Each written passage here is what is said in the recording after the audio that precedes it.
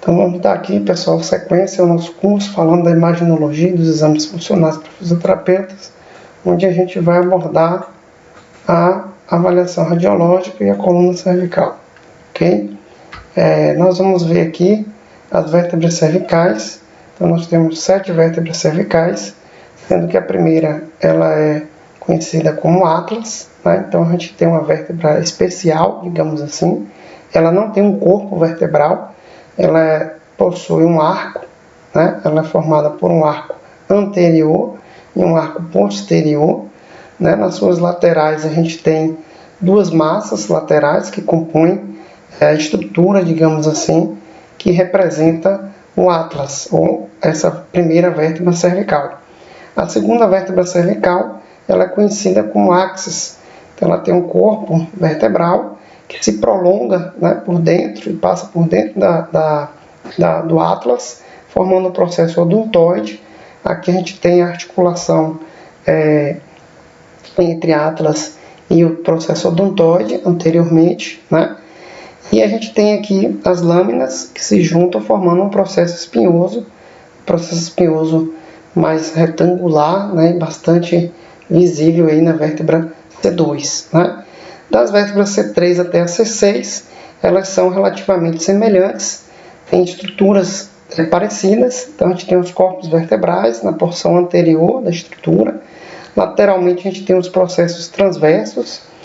Dentro dos processos transversos a gente tem aqui o forame transverso. Então esse forame transverso é por onde passa a artéria vertebral, né? E por onde passa também as raízes nervosas, né? Então os nervos, as raízes nervosas saem por essa região aqui dos pedículos, né? E é nessa região onde os nervos vão sair e formar assim o plexo cervical e o plexo braquial. De maneira que, com relação à questão das raízes nervosas, é importante frisar que na coluna cervical nós temos 8 nervos cervicais, sendo que o nervo C1 ele sai aqui por cima da vértebra C1, C2, C3, C4, C5, C6, C7, C8, que sai aqui entre C7 e T1, né? Então a gente tem aí 8 nervos cervicais que compõem a estrutura, digamos assim, das raízes nervosas que saem aqui da coluna vertebral cervical, né? Na região posterior aqui a gente tem, né, as articulações cigoapofisárias, ou as facetas articulares superiores com as facetas articulares inferiores. Elas se articulam formando uma articulação importante aqui, e essa articulação ela também deve ser alvo de exame e de avaliação por parte do fisioterapeuta na avaliação da coluna cervical, né? A gente tem aqui então depois as lâminas. Então as lâminas elas vêm bilateralmente e se unem, se fundem, formando assim os processos espinhosos. Os processos espinhosos das vértebras C3 até a C6, elas normalmente apresentam uma porção bífida ou bipartido, né? Então o processo espinhoso é bipartido, e a vértebra C7 é que possui um processo espinhoso mais proeminente, né? Então essas são as estruturas, digamos assim, ósseas anatômicas que a gente vai poder observar também no exame de imagem, né? Aqui a gente tem uma radiografia, uma imagem, né, axial, transversal, onde a gente tem o corpo vertebral, a gente tem aqui o processo transverso. Esse processo transverso ele tem um forame transverso por onde passa as artérias vertebrais, como eu falei. A gente precisa também avaliar funcionalmente, né, como é que está a irrigação dessas artérias vertebrais e que repercussão ela pode ter na sintomatologia dolorosa da coluna cervical do nosso paciente. Então, a gente tem alguns testes funcionais que a gente realiza para observar esse tipo de situação.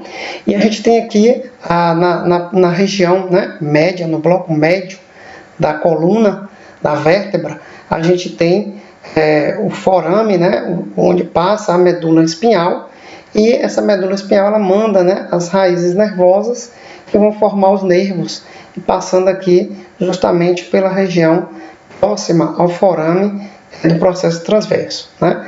Anteriormente a gente vai ter aqui nessa região ainda as facetas articulares superiores e inferiores, né? Depois a gente tem as lâminas que vão se fundir formando ali o processo espinhoso, que no caso das cervicais, principalmente ali de C3 até C6, C5, C6, apresenta esse processo espinhoso bífido ou bipartido, né? Vamos ver agora algumas imagens radiológicas e aí a gente poder realmente observar em detalhe aqui o que a gente deve observar nessa avaliação radiológica. Então, a gente tem aqui uma incidência, né, uma imagem de radiografia, coluna cervical, uma incidência em perfil, ou seja, de lateral, né, uma visão lateral que a gente tem aqui do paciente. E a gente vai seguindo aquele método que a gente acabou de ver na aula passada do ABCS, avaliar as estruturas que compõem essa região cervical com o intuito de verificar se há a presença ou não de alguma anormalidade, né? Então, com relação ao alinhamento, né, que é o A da nossa avaliação, a gente vai traçar uma linha, né, na região anterior. Então, se eu observar bem aqui, ó, eu traço uma linha longitudinalmente na porção anterior da coluna vertebral, seguindo aqui por toda a região do ligamento longitudinal anterior. Na região posterior, eu também, ao corpo vertebral, traço uma linha, trazendo todo esse alinhamento da coluna vertebral e observando que os corpos vertebrais eles estão alinhados, né? Eles estão aqui em uma congruência, bem alinhados, bem congruentes, indicando que as vértebras estão posicionadas de modo adequado. Em seguida, a gente vai avaliar o B de Bone, né? Então, a gente vai ver aqui as estruturas ósseas. Nas estruturas ósseas, nós vimos que a gente precisa avaliar duas coisas que são bastante importantes. Primeiro, a parte cortical do osso, onde a gente vai ver a dimensão, né? Fazer o decalque, né? Então, eu vou pegar a observação de cada estrutura óssea que eu estou examinando e eu vou fazer aqui e vou percorrer, né, por toda a vértebra, observando todas as estruturas que eu estou avaliando para ver se ela está íntegra, se ela está com a estrutura contínua, né, permitindo assim eu fazer um decalque, né, dessa estrutura anatômica. Então a gente tem aqui, por exemplo, vamos pegar aqui a vértebra C3. Então, eu tenho aqui o corpo vertebral, aqui a gente tem a base, né, do corpo da vértebra, a região posterior do corpo da vértebra, a região superior. Então, a gente vê que forma o desenho aqui, tranquilo. Então, a gente tem a faceta articular inferior aqui, ó, essa bordinha. A gente tem a faceta articular superior aqui, nessa região aqui. Depois, a gente tem as lâminas, né, que se projetam aqui posteriormente, e essas lâminas se fundem, formando aqui o processo espinhoso dessa vértebra, né? Então, ao fazer esse percurso por toda a região cortical, eu identifico que há uma continuidade nessa configuração. Portanto, eu não identifico nenhuma fratura ou nenhuma área de descontinuidade nesse tecido ósseo, né? Depois, eu preciso observar como estão a densidade óssea. Então, será que existe alguma região, alguma estrutura que esteja aí, né, com uma densidade muito exacerbada ou com a radiodensidade muito diminuída? E aí eu vou observar como é que está se apresentando, né? Então, eu observo na região cortical, é sempre esperado ter um pouco mais de esclerose, né, um pouquinho mais radiodenso, né? Aqui eu tenho os pedículos, né, que nesse caso que eles estão numa posição, né, lateral. Então a gente vê como essa imagem aqui, né, essa estrutura aqui indicando o pedículo e que vai compor ali junto com um processo transverso. Então eles é como se estivessem virado para a gente de frente, né? Então essa estrutura já é uma sobreposição, né, onde tem uma maior densidade de estruturas ósseas, por isso que está um pouco mais radiodenso. Então a gente faz essa avaliação observando sempre todas as vértebras e eu percebo que não há nenhuma alteração de radiodensidade. Então, do ponto de vista das estruturas ósseas, tudo ok, do alinhamento, tudo ok. A gente vai observar agora o espaço articular, o C, a cartilagem, né? E aí eu tenho que observar que o espaço articular, né, ele é composto aqui, ó, nessa região intervertebral, onde vai estar o disco intervertebral. Então eu vou observar que o disco intervertebral, ele deve estar entre as vértebras, né, apoiado aqui nessa região, e a altura, né, o comprimento, o tamanho desse disco intervertebral, ele deve manter ou ter um certo padrão, né, de dimensões. Então esse espaço articular não pode estar tão aumentado e também nem diminuído, porque isso pode ser um indicativo para a gente de que há algum tipo de lesão no disco intervertebral. Importante se faz também observar as articulações facetárias, né? As articulações facetárias, né? Então, essas articulações facetárias a gente vai observar, identificando aqui também os espaços articulares preservados, né? E correlacionar isso aqui com o quadro clínico que o paciente estiver relatando para você, né?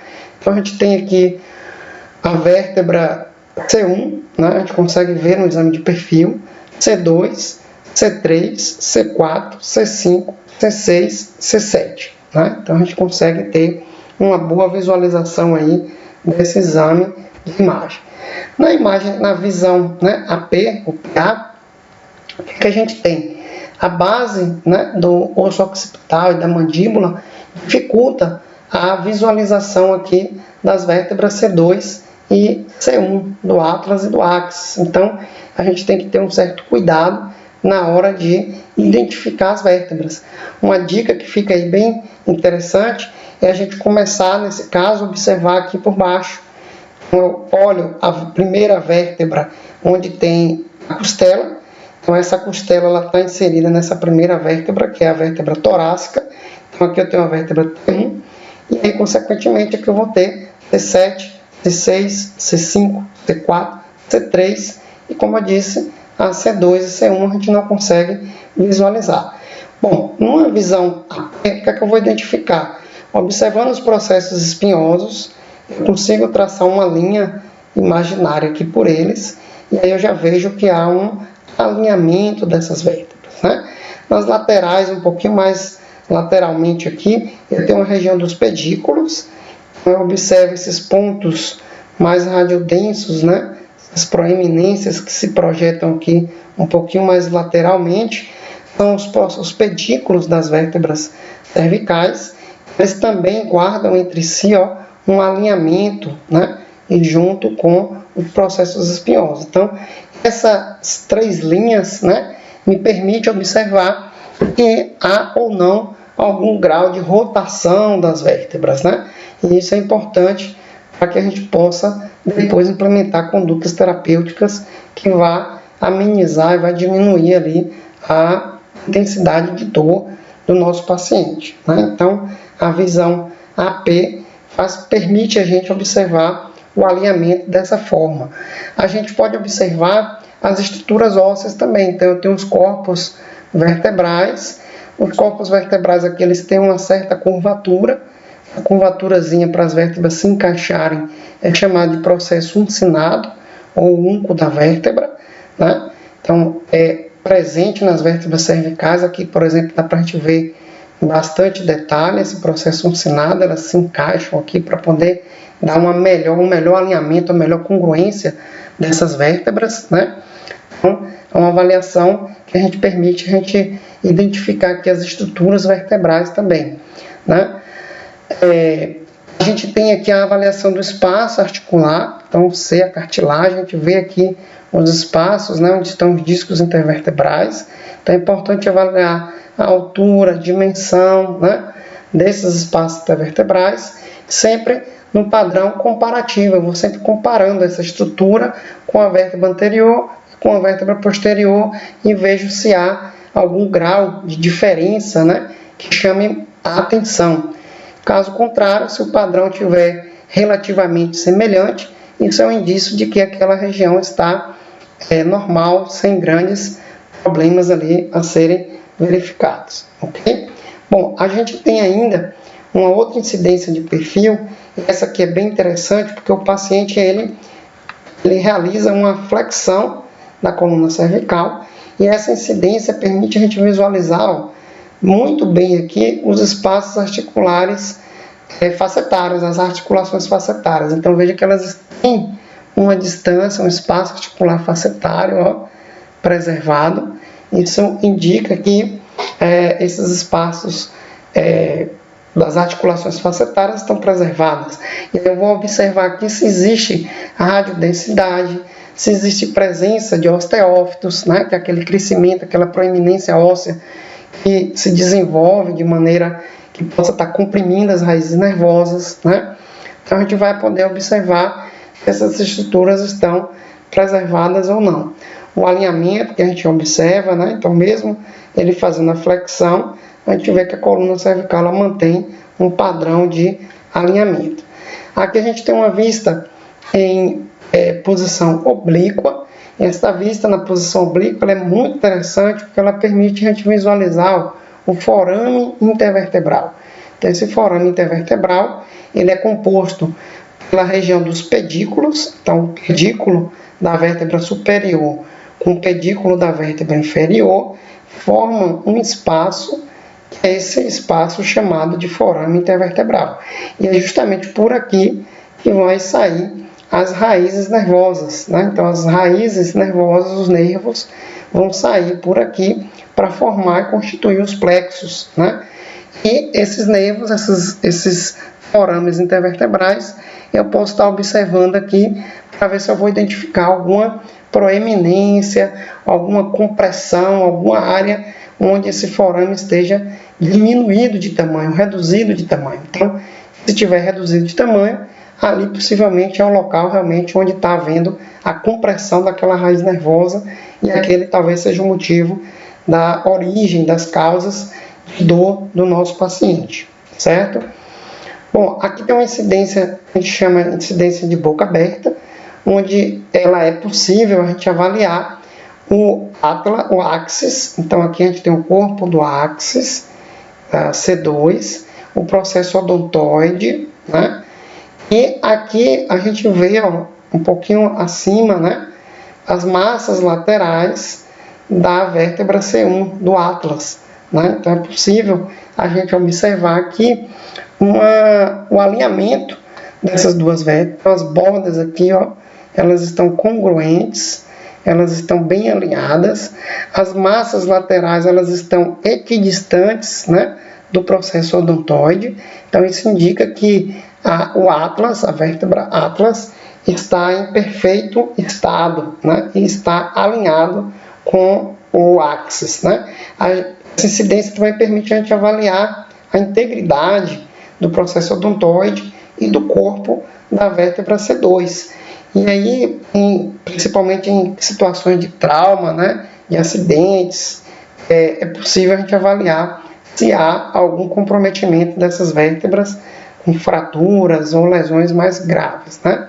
A gente tem aqui uma outra incidência de boca aberta, onde é possível a gente identificar, então, essa perda da congruência ou do alinhamento. Então, aqui, a gente tem o corpo vertebral do axis, da vértebra C2, e as massas laterais aqui a gente visualiza, elas estão passando além do limite da superfície articular. Então, há um desalinhamento nas duas massas laterais da vértebra atlas. Então, significa que há uma lesão traumática, deve ter ocorrido, e levando assim a uma fratura nos arcos posterior e anterior das vértebras atlas, e isso fez com que houvesse esse desalinhamento dos espaços articulares, né? Então, uma lesão cervical alta, bastante grave, né? A gente tem aqui uma incidência de perfil no paciente também, onde a análise do alinhamento já permite a gente identificar qual tipo de lesão. Então veja que aqui a gente vem de C1, traçando pela linha longitudinal anterior, quando a gente chega nessa vértebra aqui, a gente vê, ó, que há uma entrada aqui, né? Ou seja, uma perda do alinhamento nesse corpo vertebral. Se eu traço a linha aqui posteriormente também, né, no corpo vertebral, nesse ponto eu vejo que há uma perda, né, desse alinhamento. Então, ao observar nesse local, a gente identifica que esse corpo vertebral ele está deslocado mais posteriormente. Então, aqui é a região onde temos aí a lesão cervical com uma compressão posterior do canal medular e com todas as possíveis consequências funcionais, né, físicas funcionais que podem isso acarretar para o nosso paciente.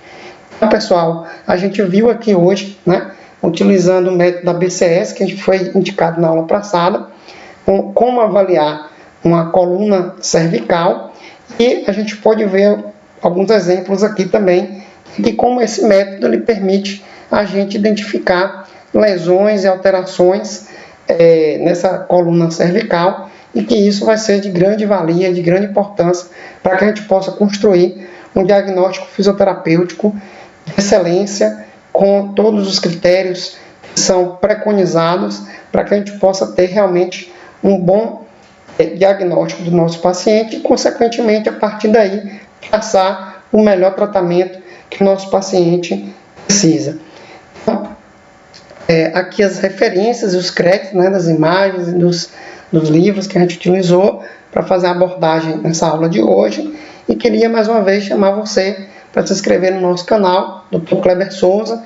Me segue lá no Instagram, a gente está sempre colocando dicas importantes do diagnóstico fisioterapêutico, das abordagens da fisioterapia, da avaliação fisioterapêutica, e me segue aí, beleza? Um abraço e até a nossa próxima aula.